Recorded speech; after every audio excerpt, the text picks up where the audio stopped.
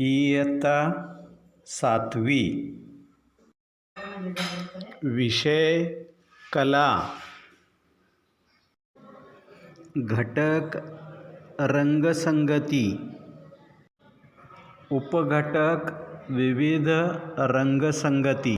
आज आपल्याला इयत्ता 7वीच्या विद्यार्थ्यांकरिता कला या विषयांतर्गत घटक पाहायचा आपल्याला रंगसंगती आणि त्यामध्ये उपघटक आहे विविध रंगसंगती।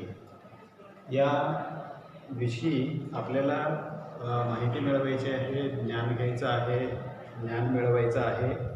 हे करत असताना वर्षभरात केलेल्या गृहपाठांच्या संदर्भामध्ये आपण प्रात्यक्षिक रूपानं बरेच गृहपाठ केलेले आहेत आतापर्यंत। हा काही गृहपाठ करायचा नाही आहे, हा काही गृहपाठ करायचा नसला तरी सुद्धा बारकाईनं वारंवार ऐकणं अत्यंत महत्त्वाचं आहे असं मला या ठिकाणी वाटतं। आणि बारकाईनं वागून तुम्ही काय करा की या व्हिडिओच्या अंतिम टप्प्यामध्ये आपल्याला एकंदरीत ही सगळी माहिती मिळवल्यानंतर जर ऐकून व्हिडिओ बंद करून जर स्मरणशक्तीच्या रूपानं जर तुम्हाला लिहिता येत असेल तर खूप चांगली गोष्ट आहे। जर लिहिता येत नसेल तर पुन्हा वारंवार ऐका आणि त्या पद्धतीनं मग याची जी माहिती आहे ते गृहपाठांच्या मागच्या बाजूला तुम्ही काय करा लेखनाच्या रूपानं लिहून ठेवा, जेणेकरून यानंतरचे गृहपाठ किंवा यानंतरचे कुठल्याही इयत्तेतले गृहपाठ करत असताना अतिशय शास्त्रशुद्ध पद्धतीने ज्या त्या रंगांचा उपयोग, ज्या त्या रंगसंगतीचा उपयोग करून आपल्याला गृहपाठ रंगवता येणं सहज शक्य आणि सुलभ अशा स्वरूपाचं होऊ शकेल। यामध्ये उपघटक घटकामध्ये रंगसंगती आणि उपघटकामध्ये विविध रंगसंगती असं सांगितलेलं असलं तरी सुद्धा उष्ण रंगसंगतीचा विचार करायचा आहे, ज्याला आपण वॉर्म कलर स्कीम असं आपण म्हणतो। वॉर्म कलर स्कीम इंग्रजीमध्ये म्हणतो आणि मराठीमध्ये उष्ण रंगसंगती।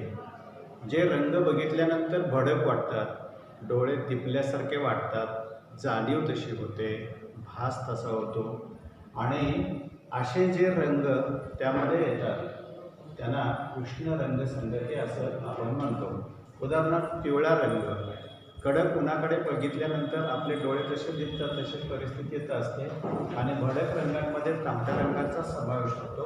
त्याचबरोबर नारिंगी म्हणजे भगव्या रंगाकडे बघितल्यानंतर सुद्धा तीच फिलिंग आपली या ठिकाणी होत असते। म्हणून पिवळा, तांबडा आणि नारिंगी हे 3 रंग आणि या रंगांमध्ये काळा व पांढरा या रंगछटांचा समावेश करून जेव्हा वेगवेगळ्या छटा आपण निर्माण करतो आणि तयार झालेल्या या छटा चित्रांच्या माध्यमातून रंगवून पूर्ण करण्याकरिता उपयोगात आणतो, अशा पिवळा, तांबडा, नारंगी हे रंग आधी काळा व पांढरा या रंगछटा या सगळ्यांना एकमेकांमध्ये कमी अधिक प्रमाणामध्ये मिश्रण करून ज्या विविध रंगछटा निर्माण होतात त्या रंगछटांना उष्ण रंगसंगती किंवा वॉर्म कलर स्कीम असं संबोधलं जातं। म्हणजे सोपी गोष्ट आहे, साधी आहे, साधी पद्धत आहे लक्षात ठेवण्यासारखी की उष्ण रंगसंगतीमधले 3 रंग प्रथम लक्षात ठेवायचे की त्यामध्ये पिवळा, तांबडा आणि नारंगी हे 3 रंग आहेत। या 3 रंगांमध्ये काळा आणि पांढरा पण आपण रंग म्हणतो, पण रंगशास्त्रामध्ये त्यांना रंग म्हणत नसून त्या रंगांच्या छटा आहेत आणि त्या रंगछटा 2 आणि उरलेले 3 रंग एकूण झाले किती हे 5, म्हणजे 3 रंग आणि 2 रंगछटा मिळून 5 झाले। हे सगळे एकमेकांच्या मध्ये उदाहरणार्थ पिवळ्यामध्ये तुम्ही काळा मिश्रण करून पिवळ्या रंगाची गडद छटा मिळवू शकता, पिवळ्या रंगामध्ये पांढरा रंग मिळवून त्याच्यामध्ये पिवळ्या रंगाची उजळ छटा मिळवू शकता। तशाच पद्धतीने तांबड्या रंगाची गडद उजळ छटा, नारंगी रंगाची गडद आणि उजळ छटा मिळवू शकतो। आणि याचबरोबर या तांबडा आणि नारंगी या दोन्ही रंगांच्या मध्ये पुन्हा काळा रंग मिश्रण करून या दोन्ही रंगाच्या गडद छटा मिळवू शकतो। या दोन्ही रंगाला एकत्रित करून त्याच्यामध्ये पांढरा ही रंगछटा मिश्रण करून तांबडा आणि नारंगी या रंगाची सुद्धा गडद छटा, उजळ छटा आपण या ठिकाणी मिळवू शकतोय. जसं आपण तांबडा आणि नारंगी मिश्रण केलं तसंच पिवळा आणि तांबडा सुद्धा मिश्रण करू शकता किंवा पिवळा आणि नारंगी सुद्धा मिश्रण करून तुम्ही काय करू शकता, रंगांच्या विविध छटा निर्माण करू शकता. रंगछटा निर्माण करत असताना अधिक एकदम मिश्रण रंग करू नका. म्हणजे एखादी छटा तयार करायची असेल तर पिवळा रंग भरपूर त्याच्यामध्ये काळा रंग न कळत किंवा काळा रंग भरपूर आणि पिवळा रंग न कळत असं जरी केला तर पहिली ती रंगछटा तयार होईल आणि त्यानंतरची रंगछटा तयार करत असताना त्याच्या जवळजवळच्या छटा निर्माण होण्याकरिता, तयार होण्याकरिता अगदी थोडंसं रंग वाढवत जा किंवा थोडंसं रंग कमी करत जा. म्हणजे एखाद्या पिवळ्या रंगाची गडद छटा तयार करायची असेल तर पिवळ्या रंगामध्ये थोडासा काळा रंग मिश्रण करून गडद छटा, मग ती उपयोगात आणायची. त्यानंतर आहे त्याच छटेमध्ये पुन्हा थोडासा काळा रंग वाढवायचा, म्हणजे पिवळ्या रंगाची पूर्वीपेक्षा अधिक गडद छटा मिळते. दुसऱ्यांदा तो रंग उपयोगात आणायचा. तिसऱ्यांदा आहे त्याच रंगछट्यामध्ये पुन्हा काळा रंग मिश्रण करायचं, म्हणजे पिवळ्या रंगाचे आहे त्यापेक्षाही गडद छटा मिळू शकते. म्हणजे याच्यामध्ये 3 प्रकारचे वर्गीकरण करता येण्यासारखे 3 प्रकारचे रंग तयार होतात. त्याच्यामध्ये उजळ छटा, मध्यम छटा आणि गडद छटा. त्यालाच इंग्रजीमध्ये म्हणतात हाय की, मिडल की आणि लो की. अशा पद्धतीनं या एकाच रंगाच्या 3 प्रकारच्या छटा तयार करता येतात. मग तांबड्या रंगाच्या 3, नारंगी रंगाच्या 3, त्यामध्ये परत हे दोन्ही रंग एकत्र केल्यानंतर त्याच्या 3 तयार करता येतात. यामध्ये परत मिश्रण केलं की त्याच्यामध्ये आणखी छोटेसे रंगछटा तयार करता येणं शक्य आहे. आणि हे एकमेकांच्यामध्ये मिश्रणाची प्रक्रिया प्रात्यक्षिकाच्या रूपानं जर आपण करू लागलो तरच त्या गोष्टी आपल्याला कळतात किंवा रंगमिश्रण कळतं किंवा रंगसंगती कळते किंवा विविध रंगांची रंगसंगती कशी असू शकते याचं ज्ञान आपल्याला आकलन होऊ शकतं, ज्ञान समजू शकतं किंवा ज्ञान लक्षात येऊ शकतं, आपल्याला आत्मसात होऊ शकतं. ही जशी उष्ण रंगसंगती झाली वॉर्म कलर स्कीममध्ये कोणत्या छटा कोणत्या रंगांमध्ये कशा पद्धतीनं कितपत प्रमाणामध्ये घालायच्या, आणखी त्यांच्या कमी जास्त उजळ किंवा गडद छटा तयार करायचे याविषयी सांगितलं. अगदी तंतोतंत तीच प्रक्रिया या शीत रंगसंगतीमधल्या रंगसंगतीकरिता या छटा तयार करायच्या आहेत. शीत रंगसंगतीची प्रथमतः व्याख्या बघूया. शीत म्हणजे कूल, रंगसंगती म्हणजे कलर स्कीम. मी इंग्रजीमध्ये पण इथं लिहिलेलं आहे कूल कलर स्कीम. आपण एक टी व्हीवरती जाहिरात पाहतो की ठंडा ठंडा कूल कूल म्हणून. कूल कूल म्हणजे थंड, एकदम शीत असा त्याचा अर्थ. शीत रंगसंगती म्हणजे हिरवा, निळा, जांभळा आणि त्यामध्ये काळा व पांढरा या रंगछटा एकमेकांच्या मध्ये कमी अधिक प्रमाणात मिश्रण करून ज्या विविध अनंत अशा स्वरूपाच्या छटा निर्माण होतात किंवा छटा तयार करतो, अशा तयार झालेल्या अनंत छटांना, अनंत रंगांना, अनंत छटांना कूल कलर स्कीममधले रंग असं आपण म्हणतो किंवा हे सगळे शीत रंगसंगतीतले रंग आहेत असं आपल्याला स्पष्टपणे म्हणता येणं शक्य आहे, म्हणता येऊ शकतं. म्हणून उष्ण रंगसंगतीतले रंग कोणते आहेत हे लिहून ठेवण्याकरिता हे वारंवार पहा, वाचा, ऐका. व्हिडिओ बंद करून पुन्हा एकदा लिहून काढण्याचा प्रयत्न करा. लिहिलेलं आणि व्हिडिओमध्ये सांगितलेलं हे तंतोतंत जुळते की नाही याची खात्री पुन्हा एकदा करा. शीत रंगसंगती सुद्धा तशीच सांगितली, उष्ण रंगसंगतीची व्याख्या सांगितली, त्याची मिश्रणाची पद्धत तुम्हाला सांगितली. शीत रंगसंगतीची रचना सांगितली, त्याची मिश्रण पद्धत सांगितली, आणखी शीत रंगसंगतीतल्या विविध छटा कशा तयार होतात त्याविषयी सुद्धा तुम्हाला इत्थंभूत माहिती सांगितलेली आहे. आता एखादा विषय चित्रकलेचा दिल्यानंतर तुम्ही त्यामध्ये कोणते रंग उपयोगात आणायचे, बऱ्याच वेळेला कसं होतं की कलर स्कीमचा उपयोग करून चित्र रंगवला तर त्या चित्रामध्ये पण एक रिदम येते, एक चित्रामध्ये ताल येतो, चित्रामध्ये लयता येते, चित्रामध्ये एक सलगता येते, चित्र पाहताना कुठेही खटकत नाही, नजरेआड एखादी गोष्ट येऊ शकत नाही किंवा नजरेला सुद्धा आडगळ अशा स्वरूपाची ती गोष्ट वाटू शकत नाही. म्हणून कलर स्कीमचा ज्या त्या विषयांमध्ये उपयोगात रंग आणणं, रंगछटा आणणं महत्त्वाचं ठरतं. उदाहरणार्थ दुष्काळ नावाचा विषय जर तुम्हाला स्मरणचित्रासाठी दिलेला असेल तर त्या दुष्काळ नावाच्या त्या चित्रांमध्ये तुम्ही उष्ण रंगसंगतीतल्या रंगांचाच उपयोग केला तर दुष्काळ ही सदृश परिस्थिती जी आहे ती परिस्थिती अधिक गांभीर्याने दाखवण्याकरिता तुम्ही या उष्ण रंगसंगतीतल्या रंगांचा, रंगछटांचा जर उपयोग केला तर चित्र अधिक परिणामकारक दिसेल.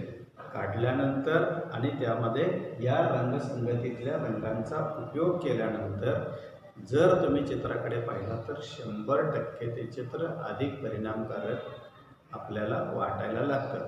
कारण का, दुष्काळ म्हटल्यानंतर जमिनीला तडे पडलेले असतात, भेगा पडलेल्या असतात, प्यायला पाणी नसतं, विहिरी कोरड्या झालेल्या असतात, लहानांना देण्यासाठी डब्यामध्ये काही शिल्लक राहिलेलं नसतं, म्हातारे पोतारे पोराबाळांना काय घालायचे म्हणून डोळ्यातून टिपे काढत असतात. अशा या प्राप्त परिस्थितीमध्ये मुलांना कसं बसं आपण जगवायला पाहिजे या एका उदात्त विचारानं दुष्काळ सदृश परिस्थितीमध्ये मोठ्या माणसांची धडपड पुढच्या पिढीला जगवण्यासाठी केवळ चाललेली असते. अशा वेळेला या उष्ण रंगसंगतीतल्या रंगांची जर भर पडली तर ते चित्र, तो विषय, ती दृश्य परिस्थिती ती अधिक परिणामकारक दिसते आणि चित्राला एक वेगळं वलय प्राप्त होतं, चित्राला एक वेगळी उंची प्राप्त होते, चित्र एका वेगळ्या उंचीवरती नेऊन पोचवू आपण शकतो. त्यासाठी ठराविक, मर्यादित अशा रंगांचाच उपयोग या ठिकाणी करणं अतिशय गरजेचं ठरतं आणि मर्यादित ठराविक रंगांचाच उपयोग केला तर ते जास्त परिणामकारक सुद्धा होतं. ते प्रत्यक्ष रूपाने करत असताना आपल्याला अनुभूती येत असते. शीतरंगसंगती, फुल कलर स्कीम यामध्ये हिरवा, निळा, जांभळा, काळा व पांढरा या रंगछटा एकमेकांच्यात मिश्रण करायचे आहेत असं सांगितलं.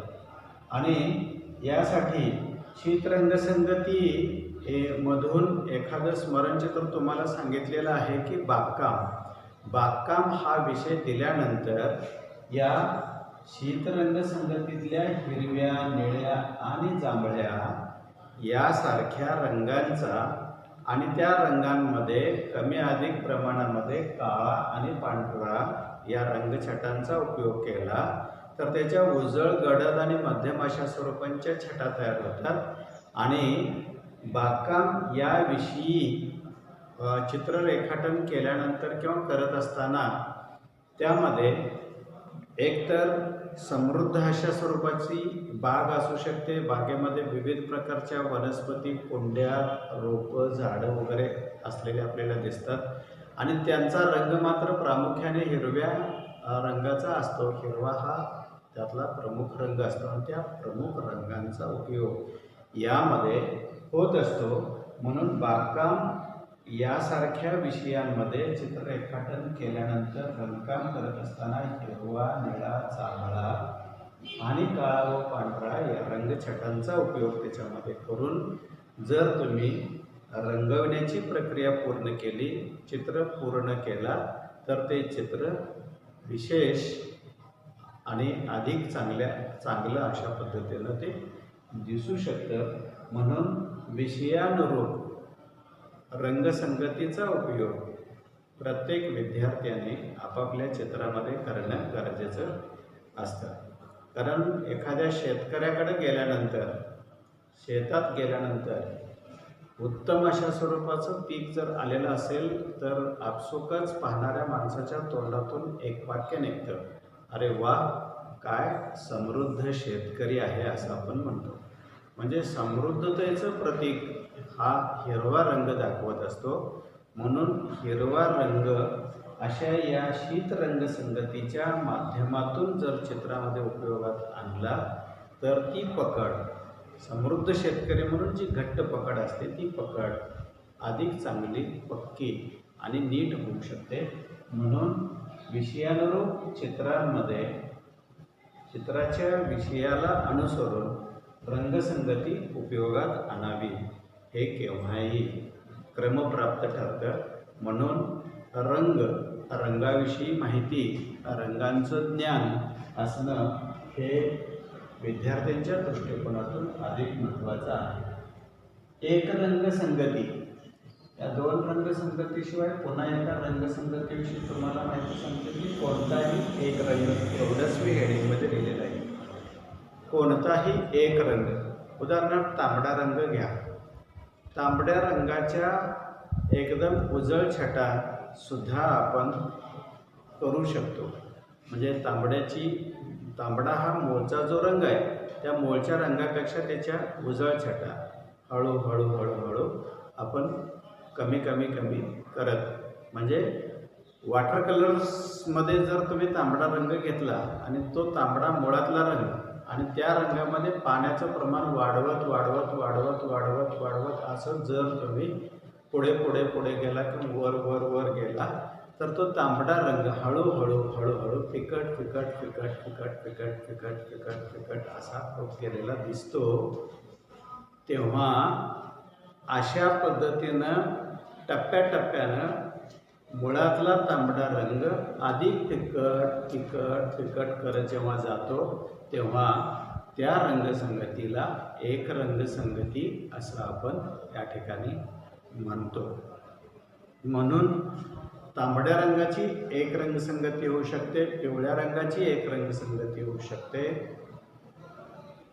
पेटीमध्ये असलेल्या किंवा अथवा बॉटलमध्ये असलेल्या कोणत्याही एका रंगापासून त्याच्या अनंत अशा स्वरूपाच्या गडद छटा, फिकट छटा उपयोगात आपण आणू शकतो किंवा तयार करू शकतो, निर्माण करू शकतो.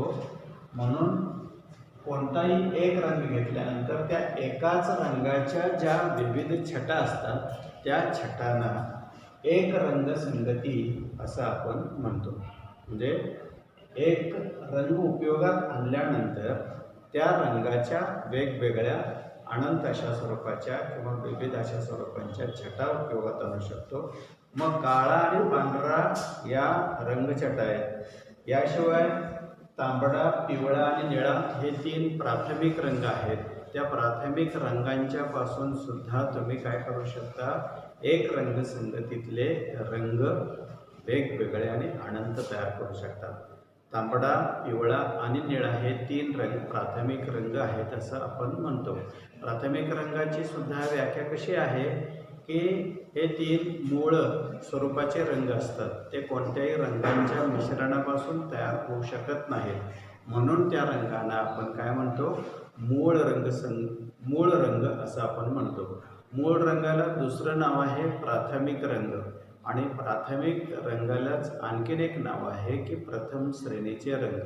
म्हणजे मूळ रंग, प्रथम श्रेणीचे रंग या सगळ्यांचा अर्थ एकच होतो की ते सगळे मूळ रंग आहेत. ते कोणत्याही रंगांच्या मिश्रणापासून तयार करता येत नाहीत, तयार होऊ शकत नाहीत. ते मुळातच मूळ स्वरूपाचे असतात. म्हणून त्यांना मूळ रंग, प्राथमिक किंवा प्रथम श्रेणीचे रंग असे म्हणतात.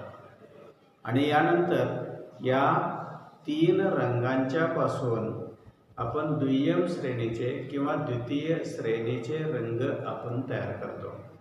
म्हणजे तांबडा, पिवळा आणि निळा या 3 रंगांच्या पैकी कोणत्याही 2 समप्रमाणातील रंगांच्या मिश्रणामुळे जे रंग तयार होतात त्या रंगांना दुय्यम श्रेणीचे रंग असे आपण म्हणतो किंवा द्वितीय श्रेणीचे रंग असं आपण म्हणतो.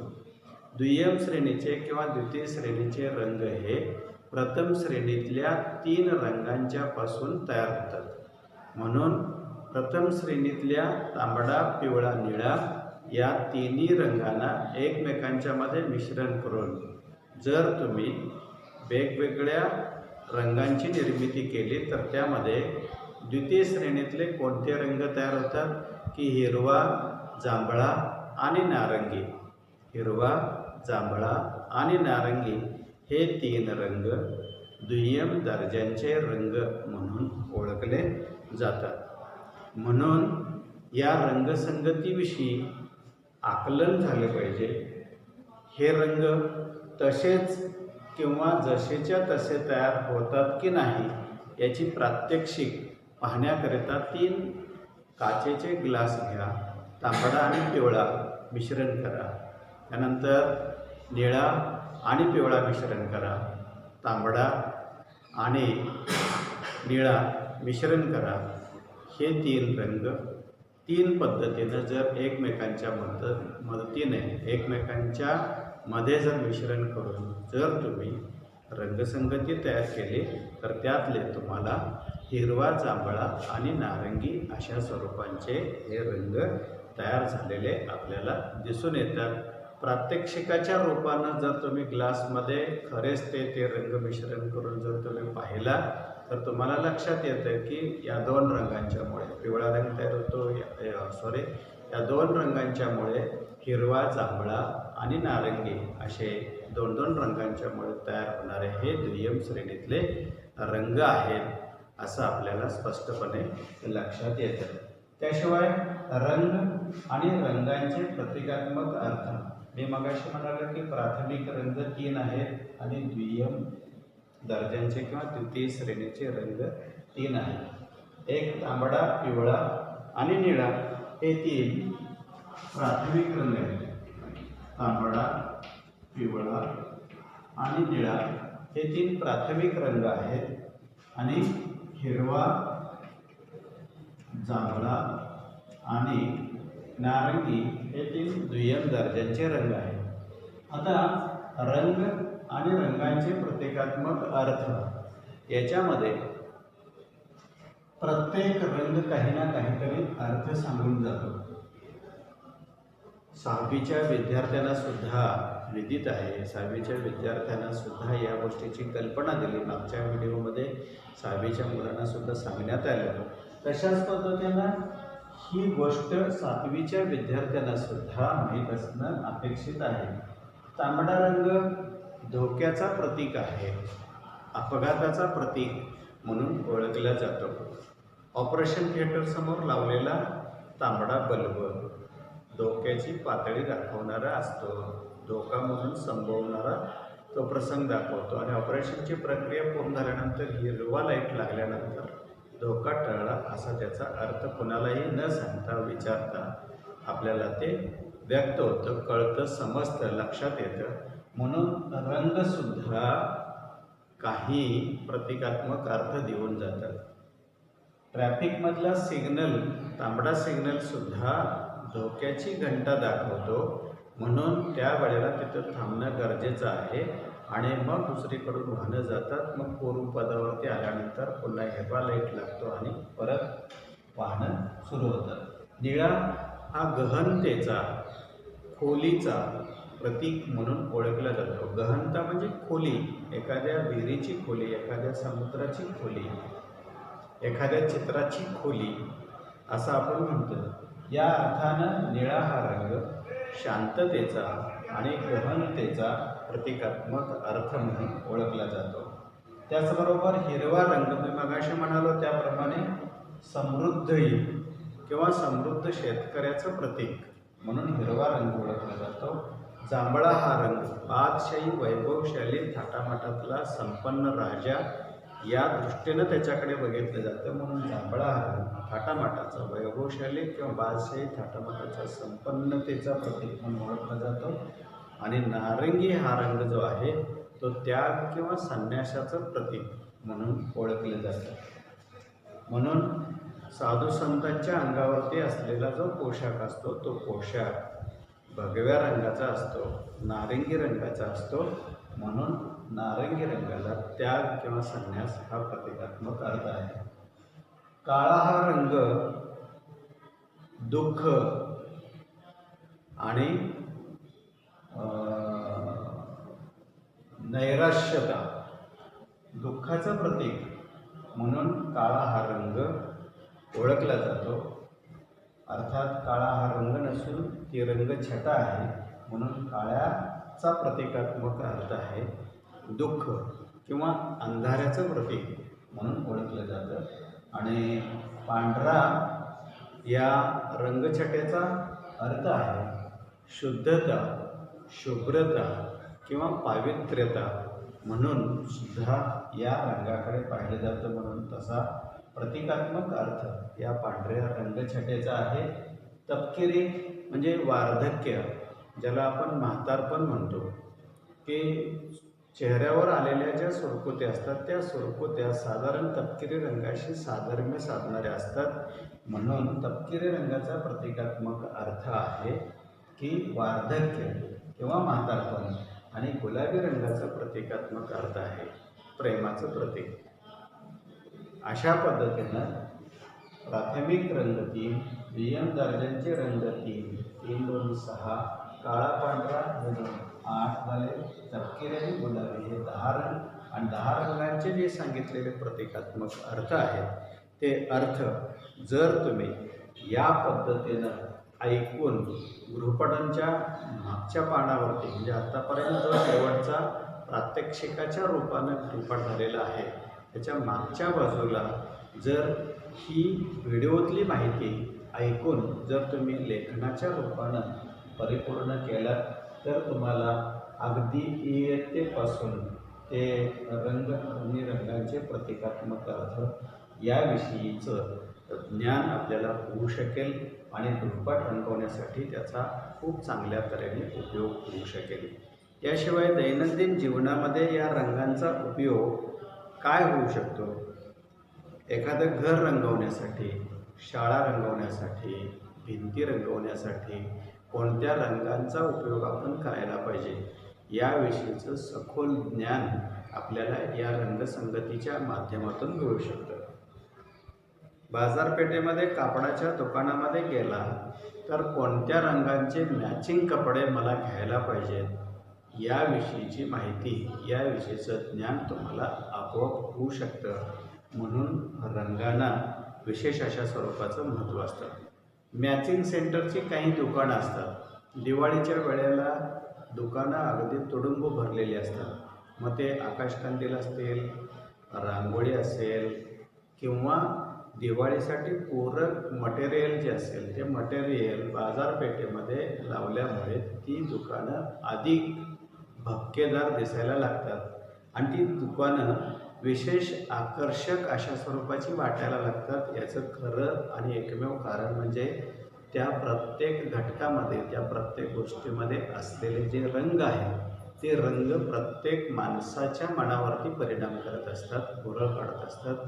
म्हणून रंगांच्यामुळे माणूस आकर्षित होतो, मग ती वस्तू खरेदी करतो, आकाशकंदील खरेदी करतो, रांगोळी खरेदी करतो, कपडे खरेदी करतो. अशा पद्धतीनं या सगळ्या गोष्टींचा परिणाम अप्रत्यक्षरित्या माणसाच्या मनावरती रंगांच्यामुळेच होतो. म्हणून आपल्या आयुष्यामध्ये रंग अत्यंत महत्त्वाचे असतात. कारण कविता शिकवत असताना एखादी कविता शब्दांच्या रूपानं तुमच्यासमोर ठेवत असताना शब्दरूपी रंगच असतात खरं म्हणजे. आणि अनेक कवींच्या कविता ऐकत असताना सुद्धा त्यामध्ये वर्णनात्मक शब्द असले तरीसुद्धा ते रंगांच्या प्रमाणे असतात. आणि त्या मग सृष्टीचं वर्णन जर त्या कवितेमध्ये असेल तर आपल्याला लक्षात यायला लागतं की या रंगाची ती सृष्टी आहे, या रंगाचं ते झाड आहे, या रंगाची ती झोपडी आहे. आणि कवी अशा पद्धतीनं आपल्याला सांगताहेत हे आपल्याला शब्दरूपी रंगांच्या माध्यमातून जसं कळतं तसं प्रत्यक्ष रंगांच्या रूपानं आपल्याला याविषयी ज्ञान 100% होत असतं. म्हणून रंगांना आपल्या आयुष्यामध्ये खूप महत्त्व आहे. दिवाळीच्या वेळेला एखादा ड्रेस घेत असताना सुद्धा आपण मॅचिंगचा विचार करून दुकानातून ती खरेदी करत असतो. तिथे सुद्धा आपण रंगांचा विचार करतो. चपला घ्यायच्या झाल्या रंगांचा विचार करत असतो. शाळेची पिशवी दप्तर घ्यायचं असेल शाळेची पिशवी घ्यायची असेल तर ती कोणत्या रंगाची असायला पाहिजे कितीही रंगाचाच आपण या ठिकाणी विचार करतो. म्हणून रंगांना आपल्या आयुष्यामध्ये खूप महत्त्व आहे. म्हणून 7वीच्या सगळ्या विद्यार्थ्यांना आव्हान आहे की हा व्हिडिओ वारंवार पहा, ऐका, आत्मसात करा, आकलन करा, समजावून घ्या आणि पुन्हा मगाशी सांगितल्याप्रमाणे गृहपाठांच्या रूपानं त्या गृहपाठ आत्तापर्यंत प्रात्यक्षिकाच्या रूपानं झालेल्या गृहपाठांच्या मागच्या बाजूला तुम्ही त्याच्यामध्ये लेखनाच्या रूपानं लिहून ठेवण्यासाठी स्मरणशक्ती पणाला लावा. जर आठवत नसेल तर पुन्हा पहा, पण स्वभाषेत तुम्ही या रत्नांच्याविषयी माहिती लिहून ठेवावी असं मला वाटतं. म्हणून या पद्धतीनं कार्यवाही करा अशा अपेक्षेसह धन्यवाद.